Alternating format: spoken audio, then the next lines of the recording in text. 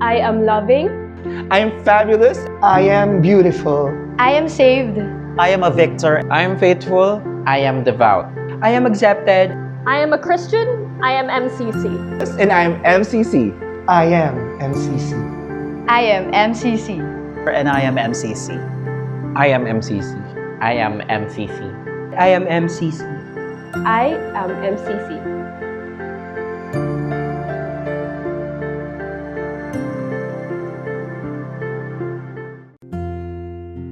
Our contemporary reading is taken from a 2018 article from Clemson University titled The Art and Science of Pruning by N. Jordan Franklin. Pruning trees and shrubs is an art and a science.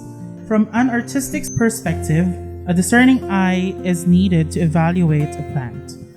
Then determine what, if anything, must be done to achieve the desired appearance. From a scientific perspective, knowing the when, where, and how of pruning a plant is equally, if not more important. However, it isn't necessary for a gardener to be an artist or a scientist to achieve quality results. It could be argued that art of pruning begins before a plant is ever placed into the ground. Following a right plant, right place approach to choosing plants for the landscape helps many gardeners avoid unnecessary and laborious pruning tasks. Why create a problem when it could be avoided altogether? When considering the science of pruning, it's important to contemplate how pruning affects the plant. In essence, the activity of pruning causes damage and stress to the plant. In many instances, pruning is necessary to improve the health and productivity of a plant in the long term. Our gospel reading is taken from John 15, verse 1 to 5, from the paraphrased version, The Message. I am the real vine, and my Father is the farmer. He cuts off every branch of me that doesn't bear grapes. And every branch that is grape-bearing, he prunes back so it will bear even more. You are already pruned back by the message I have spoken. Live in me. Make your home in me, just as I do in you. In the same way that a branch can't bear grapes by itself, but only by being joined to the vine, you can't bear fruit unless you are joined with me. I am the vine, you are the branches. When you're joined with me and I with you, the relation intimate and organic, the harvest is sure to be abundant. Separated, you can't produce a thing. Listen to what the Holy Spirit is telling us today. May the words we receive inspire us, comfort us, and challenge us. Amen.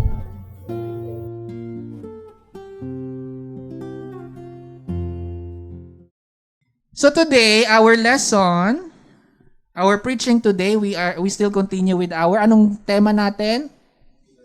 Queer gardening.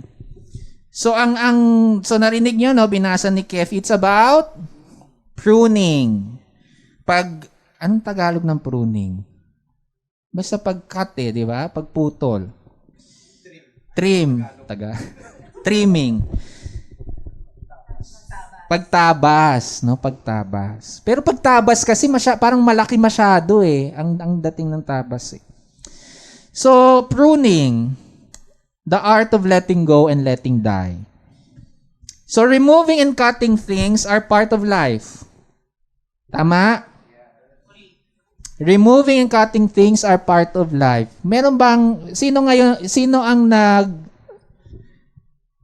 kailan ang huli mong pagupit ng When was the last time that you trimmed your pubic hair? You do, right? You do. For maintenance purposes. Nag-wax.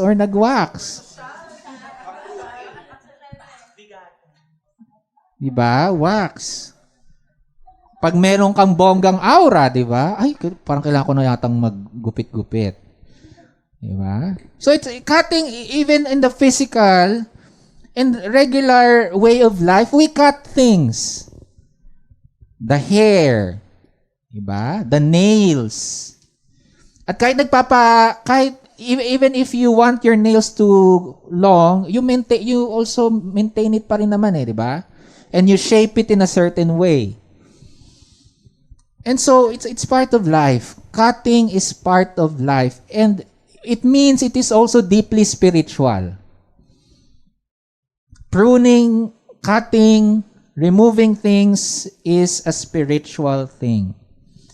It's part of spirituality also, if it is part of life. And we can look at it both in the personal and in the collective, in group settings. Even Jesus has something to say about removing. Tanong ko sa inyo, si Jesus ba nag-e-exclude? Sumagot kayo. Nag-e-exclude ba si Jesus? May sinabi ba si Jesus about exclusion? Sino mga evangelical dyan na magaling sa Bible? Who are the evangelicals who are good at the Bible?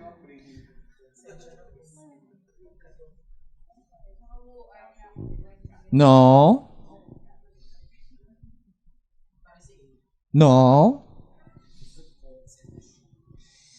Yeah, Matthew chapter 25 verse 31, a little bit. Pero meron siya, Matthew din, nasa Matthew din. Jesus said something about excluding people. Tinapik na siya sa isang care group noong 2019.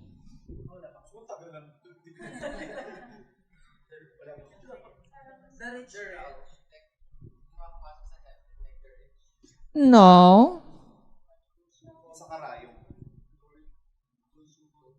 Those who call me Lord, Lord, pwede, pero meron pang isa. When a brother or a sister in the community, in the church, wrongs you, what do? You talk? Ano yung susunod na pag hindi nag-work yun, ano yung susunod na process? Call out 2 or 3 witness, and then, pag hindi pa rin nag-work yun, buong community. Pag hindi nag-work ang buong community, ligwak. Diba? So, Jesus actually said something about exclusion. But on what context? May proseso, no? May proseso. And I think the context here is if 1 or 2 person is harmful in the community. Not because of the person's sexuality, not because of the person's color of skin, language, or whatever, but behavior. When the person is harmful to the community, let the person be removed from the community. Si Jesus nagsabi niya, nasa Matthew. No? At yung reading din natin today in John chapter 14, di ba? I am the vine, you are the branches. At meron daw mga branches na tinatanggal, pinuprune.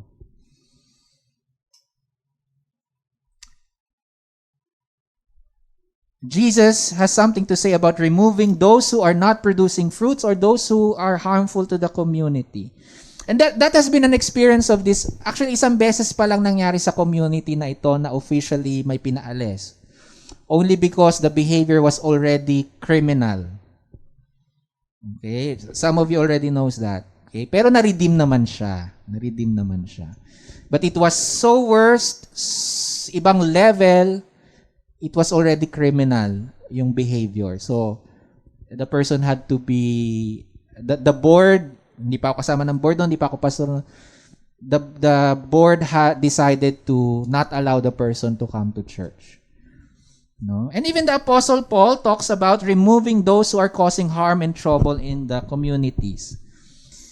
In a personal dimension, Jesus, Paul, and other prophets, spiritual mystics, or spiritual leaders talk about removing From yourself, bad attitudes and behavior. So hindi lang about persons na inaalis. It's also you. What are your behaviors, attitudes, and beliefs that needs to be purged, that needs to be pruned? Pruning or removing things is part of life. We cut our hair to style it. We even cut our, sabi ko, pubic hair, nails. Nabanggit ko na yan. We do not only cut the size of vegetables and meat, we also cut away things na hindi naman kailangan kainin o hindi pwedeng kainin. Especially those that are poisonous. Diba? Is it true in Japan they eat, puffer fish? And they remove a certain poisonous part of that. The innards, the gallbladder, ganyan, no? For inasmuch as cutting is a necessary process of our bodies in our daily lives, so too is cutting a deeply spiritual practice, both personally and relationally. So number 1, sabi dun sa contemporary reading natin, pruning is about beatification. In short, anong tawag dyan? Cosmetic? Hindi. Anong tawag sa course na yan? Pinauso ni Mother Ricky? Cosmetology ba yon? Cosmetology, no?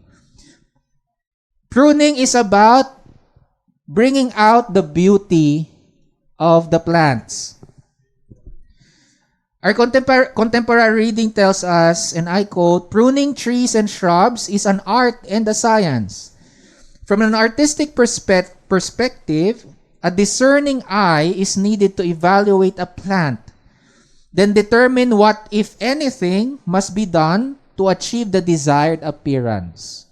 Diba sa mga gardeners, diba, lalo na kung bonsai, or even orchids, no, you cut it in a certain way so that it will become pleasant, beautiful, an artwork. No? Pruning or cutting things away is done to achieve a desirable appearance, to remove things both internally and externally. Somehow gives a certain appearance that it is desirable. When you remove anger or envy internally, and from what was removed, generosity and kindness will emerge and grow. And you become desirable or pleasant to others. Pag hindi ka na always galit. O sabi ko nga kanina, 'di ba sa introduction, hindi ka na always nagtataray. 'Di ba? You become pleasant. You become desirable. At dun sa module nila ng batch 1, 'di ba, sabi ni Sadhguru, love is a state or a being of pleasantness. A sweetness of being. Diba? When bad, harmful, or troublesome individuals are removed from your life, pag nawawala na yung mga tsaka sa buhay mo, you begin to glow. You begin to glow up. And that is also same with community.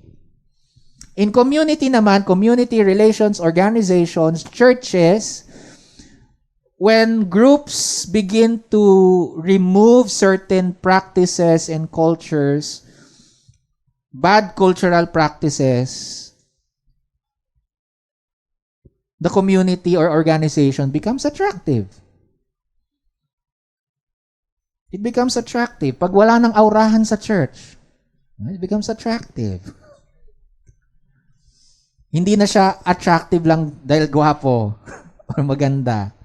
Diba? But because it lives up to being a safe space. Number 2. So number 1, pruning beautifies. Pruning, second, is a reflective and intentional process. Ang pagtatabas ay isang reflective and intentional na proseso. So our contemporary reading from, Clemson ba yun? Clemson University says, and I quote, "From a scientific perspective, knowing when, where, and how of pruning a plant is equally, if not more, important." When, where, and how. The processes. So pruning is a process in itself, and it is a process within the larger process of gardening or farming. So ang pruning, ang pagtatabas, may siyensya daw dyan. It is a process, but it is part of the larger process of gardening or farming. If you prune or cut too much and too often, this will also harm you or weaken you. Pag masyado ka nagtatabas ng mga bagay-bagay at mga tao sa buhay mo, it will harm you, it will weaken you. If you cut too many people out of your life, as quickly as you can, in a snap, that weakens you. That also harms you. If you cut certain things and endeavors immediately, thinking that doing so will make you permanently happy, you might be mistaken. No, konting bagay lang or momentary discomfort, you get to your moral horse and cancel everyone instantaneously. That actually harms or weakens you. It takes a bit of time to check, to feel, and determine whether it is necessary to cut immediately, to wait a certain period of time before cutting, or not at all. Nakuha natin? Kuha? Proseso ang pag-cut. Hindi pwedeng cut lang ng cut. Kasi sabi, if we analogize what the article said into human life, if you cut too many and too often, that harms and weakens the plant or you. So it takes time. You have to be intentional and to be very discerning whether you need to cut something or someone right away, or maybe you need to wait before the right time of cutting. Or in that time of waiting, you might discern na hindi naman pala kailangan putulin. Because it might be more harmful than helpful.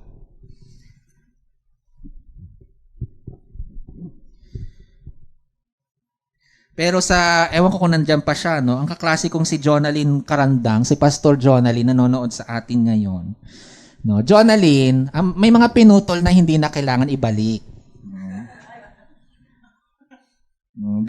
Bilang friend kita, wag mo nang i-graph pabalik.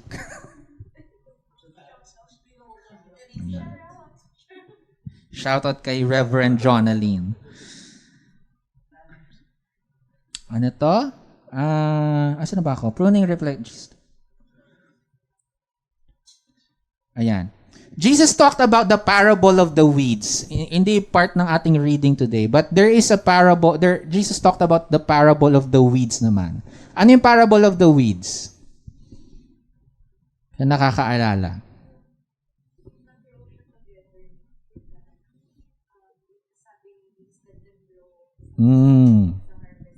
Yes. So, nagtanim yung magsasaka ng magandang pananim, kaso nung gabi yung kapitbahay na kaaway niya nagtanim din ng weeds dun sa kanyang lupa. So kinaumagahan, meron ng weeds. At sabi nung mga kasamang tagapag-ani, tagapagtanim, magsasaka, tanggalin na natin yung weeds. At sabi nung main na magsasaka, hindi, hayaan nyo lang. Let it grow. Kasi pag pinull out nyo yung weeds, pati yung also the crops will also be pulled out. So allow the weeds and the crops to grow side by side. And then let's just anihan, harvest, then we can remove both. No?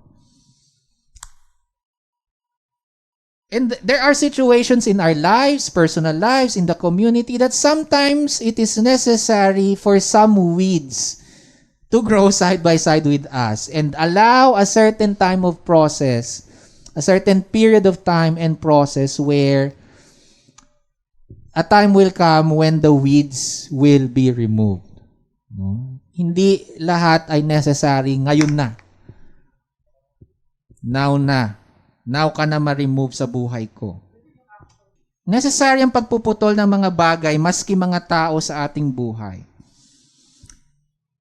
Pero ito ay proseso na nangangailangan ng mataimtim na pag-iisip at panahon. Even a strategy, for example, it is unfortunate that there are, unfortunate na, one example, and ewan ko kung ika-cancel nyo ako dito. One example is young queer people, gay, bisexual, transgender, who are trapped in homophobic homes. Diba? Trapped sila.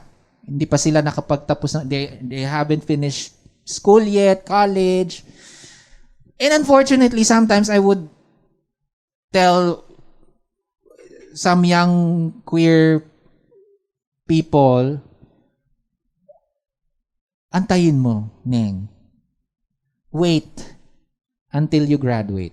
Unless na lang kung violent yung home, then you really need to remove the child from that home. Pero kung homophobic yung home, pero hindi naman violent, hindi man threat to the life of the child, sometimes I would say to a young queer person, tiis-tiis ng konti until such time that you finish school, you can stand on your own, and then if you decide to cut off your family because they're homophobic, they're transphobic, they're not good for your health, then do it by then.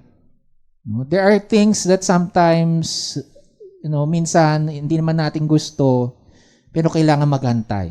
We need to wait for practical reasons, sometimes for safety reasons din. Sometimes, between being in a homophobic home and being homeless, the streets are unsafe, di ba? Or doing sex work for a minor, a young person. The choice, it's not an ideal choice, but ganun eh. There are things that we need to wait. Tiis-tiis lang, anak.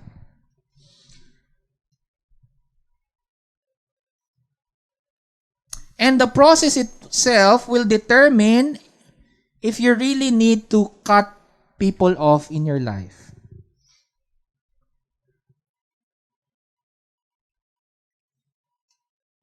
Pero, as you probably would already sense in what I'm saying here, ang gusto ko rin din sabihin is that wag rin tayong nagpuputol ng relasyon o connection ng basta-basta.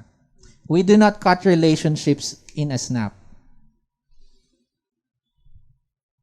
There are relationships that we need to struggle. And relationships have their own struggles.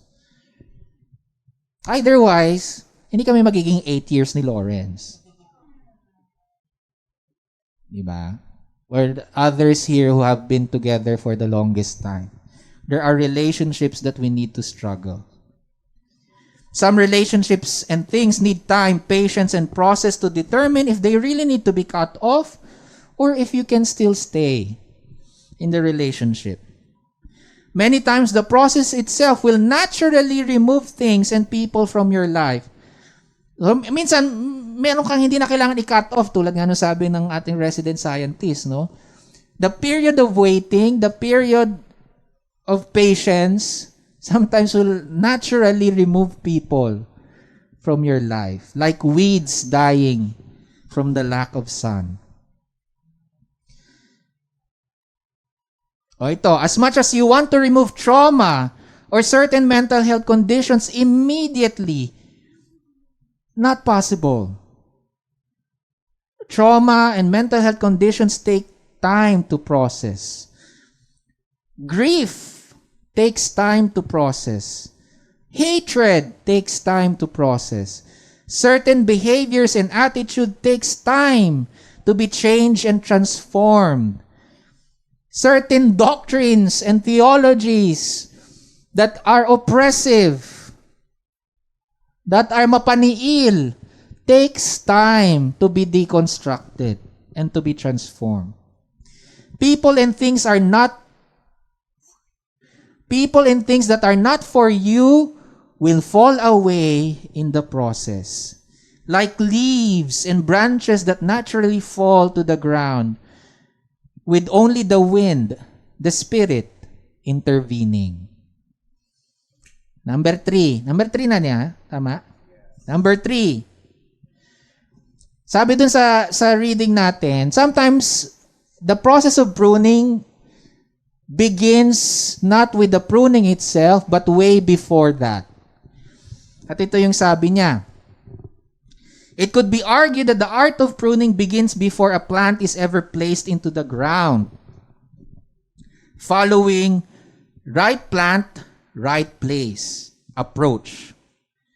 So minsan, the pruning begins with being in a good soil, being in the right soil, right place. At ang sabi lang nung article is, if you are in a good place, if you are in a good soil, you do not need a lot of pruning. Because you are already in a good environment.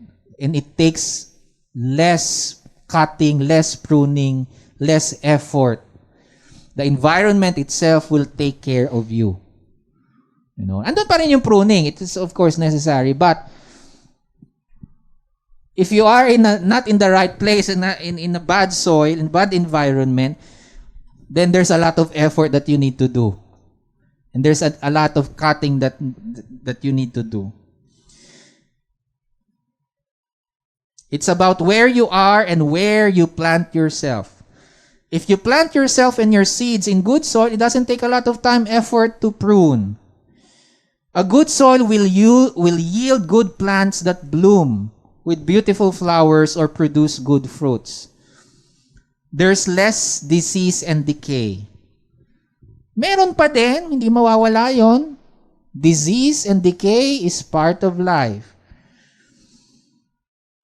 But if you are in a good place, in a good soil, it will take care of itself. Less effort, less frequency to cut. Although ito rin naman, if you, yung binanggit last week, no, if you are the bad plant, or the bad seed, or hindi naman bad, diseased. You know, you are the plant na maraming disease ang nakuha mula dun sa soil na nasa may ortigas o nasa mga malls. At ilagay ka sa isang good soil. It will take time for you to heal. To the point na mukha ka pa ngang mamamatay na. Matitira sa'yo isang dahon. One leaf. Until such time that you heal, you thrive, you grow. So it takes time. Pruning will always be necessary regardless of where you are, while at the same time, a good environment takes less than a bad one. And only a good environment will regularly prune you. A good environment will regularly prune you to your growth and to your best. 4. Ayan, 4. Pruning is long-term growth. Ano to? Pruning is for long-term growth and good health. No?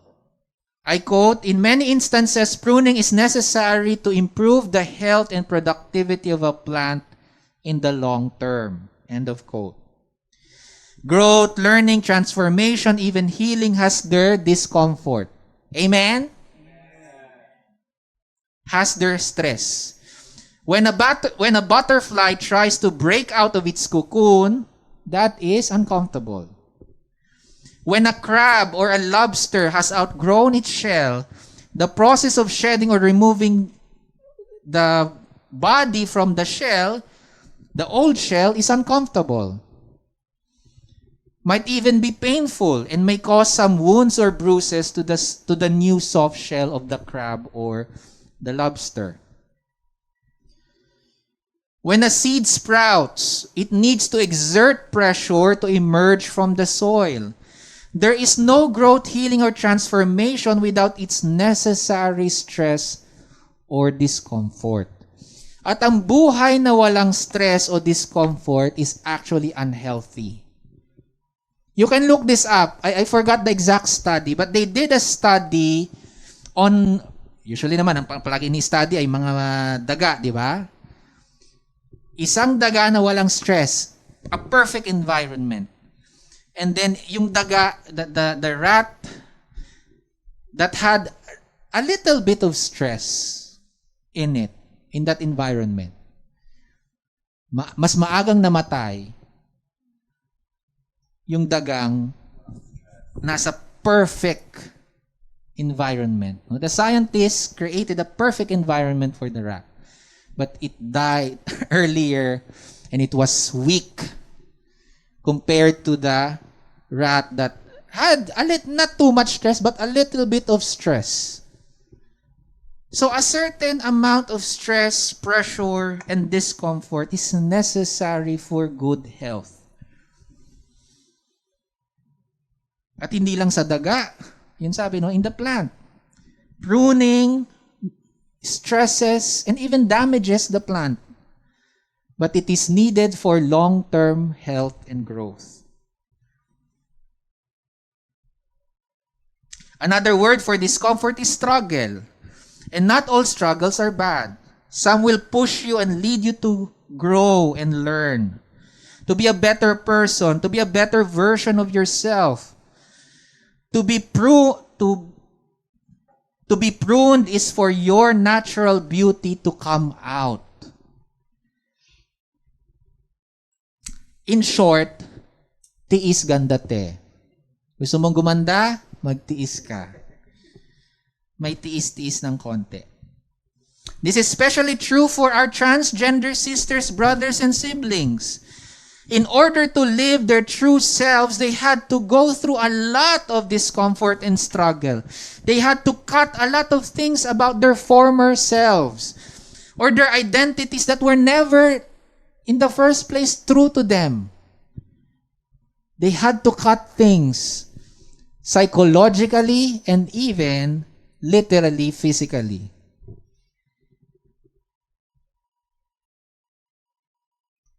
They had to cut identities that were never true for them in the first place. It may take years and even decades to finally prune themselves to be the beautiful human being that they have always been and that they are now. Ito nga, may pruning nga si Jack na si Jack nga may pruning nitong Friday eh. No? Present yung project dun sa panel. Inano siya eh, pre-noon siya dun eh. Ano to? It may take years. And yet the pruning will continue. You know, for our trans sisters, brothers, and siblings, the pruning will continue. Perhaps less now than before.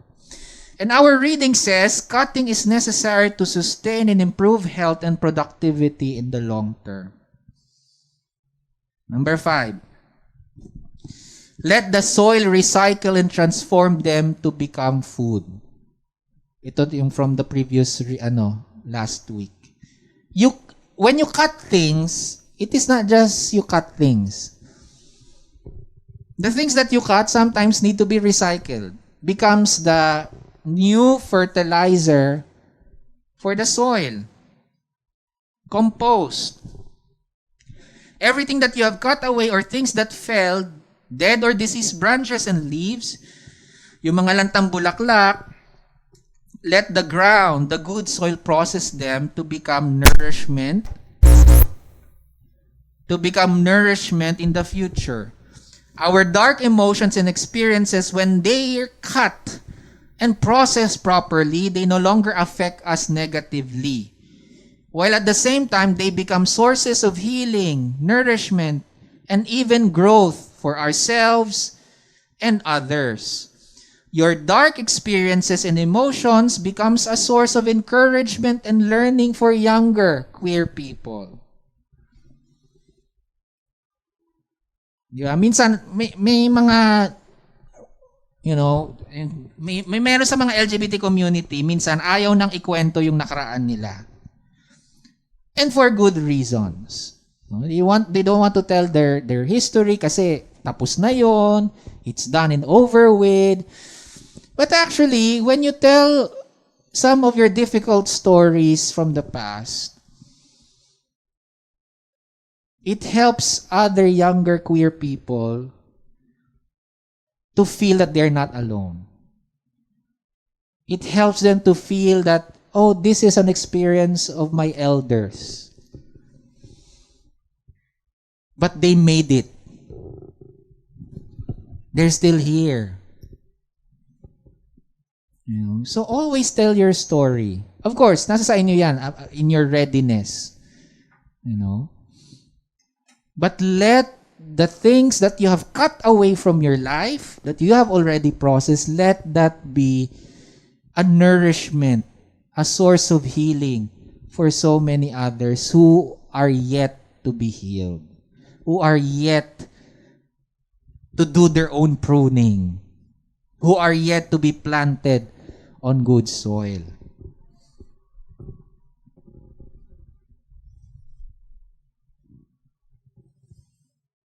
So far I've talked about the above in a very personal way. It is also applicable in spiritual and theological deconstruction. Lahat nung apat na sinabi ko. Deconstruction and reconstruction. What religious beliefs, doctrines, and interpretations and practices that you need to prune away from your soul? Ano yung mga toxic theology, doctrines, interpretations, and practices that you need to remove from your soul, from your consciousness? For those who have been doing deconstruction for the longest time, what things do you need to be refined? Kung matagal ka nang nagdi-deconstruction, ano naman yung kailangan mo i-refine? What are the things that you need to refine? Para naman, makaalis ka na sa deconstruction. Kasi baka naman, na-stuck ka na dun sa kupit ka na lang ng gupit. It's always deconstruction. What can you refine so that you can move to the process of reconstruction? Theological reconstruction. Spiritual reconstruction. Sa iba naman, at ito yung nangyari sa akin ng Holy Week, maybe you also need to let go and cut away a lot of your religious affection. Affection for your former church or theological tradition. So that a better experience of the Spirit and the love of God can begin to sprout. Perhaps you need to cut away the old and oppressive version and image of God so that the real presence of God can begin to emerge and grow within you and around you. If you think that God is only in one particular church, if you think that salvation is only for this group, maybe you need to cut those theologies. If you think that God and godliness is only by attending church and not in a gay bar, maybe you need to cut that off. No. God is also in the gay bar. as per Marcella Althaus Reed.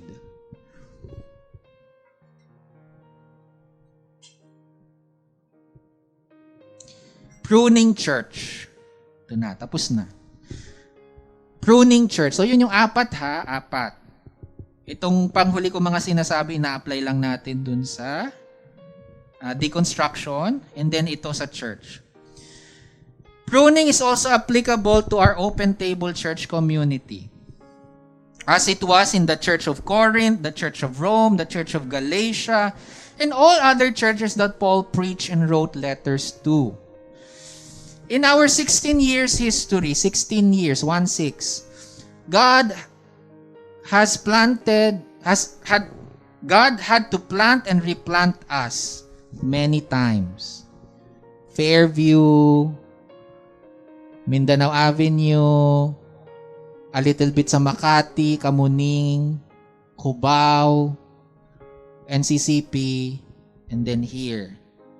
So God had to plant and replant us. God had to prune.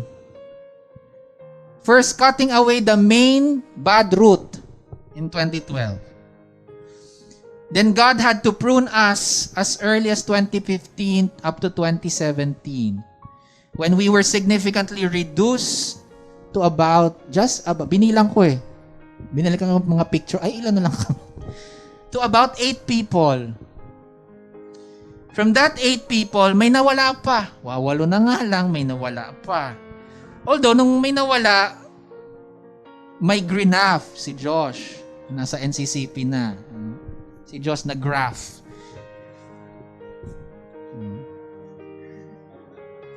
May pinuputol, pero may kinakabit. Or umuusbong muli. Nagpatuloy ang pruning and grafting. 2019, we grew. Then became small again. The 16 years of gardening and pruning was necessary for the long-term health and growth of the Church of Open Table MCC. But I think this time, I hope and I pray, God's pruning will be less and less. Hindi naman mawawala kasi again, pruning is part of life. But I feel that it will be less and less than during the dark ages of the church. The most important thing of all, dami kong hinanash, di ba? Dami kong hinanash. The most important thing of all, whether this is personal, whether this is spiritual deconstruction, or here in this church community, the most important thing is that we have and we will always be rooted and grafted to Jesus Christ. Part nga ng leadership training nitong nakaraang week. Tinitignan yung mga different kinds of organizations. Ano to? Ano yun yung 7, di ba? Tas, ano kayo di? Kasi meron corporation, ano yun? Fan club, student council, ganyan. So, ang MCC, saan siya malapit dito? Sabi namin, ay, fan club kami. Fan club ni Jesus. Ano, diba? So, the most important thing, whatever you cut in your life, and whatever you graft into your life, and you can disregard everything that I have said just now, the most important thing is that you remain rooted. If you are a Christian, you remain rooted in no less than Jesus Christ. The branches can be cut off. The leaves, the flowers can be cut off. But the main trunk has to always, you and your main trunk must always be rooted, grafted, and connected to Jesus Christ. At yun ang palagi kong sinasabi sa church na ito. Hindi pwedeng mawala iyon. Otherwise, why even call ourselves a church? Fans club na lang. Diba? O mas dadami ba tayo pag sinabi nating Jesus Fans Club? Friends of Jesus, ganun ang pangalan ng church. Friends of Jesus Manila Chapter. Sa lahat ng tiyakang nangyari at mangyayari sa ating buhay, spiritualidad, mga relasyon at sa komunidad na ito. Sa lahat-lahat, hindi natin pinuputol o puputulin ang ating sarili mula kay Kristo. As long as we remain and abide in Christ, grounded in Him, this church will thrive. You will thrive as an individual. We will grow new branches and bloom new flowers, yield new bountiful fruits. Be planted in Annapolis. So do not be afraid of cutting. Do not be afraid of cutting or being cut.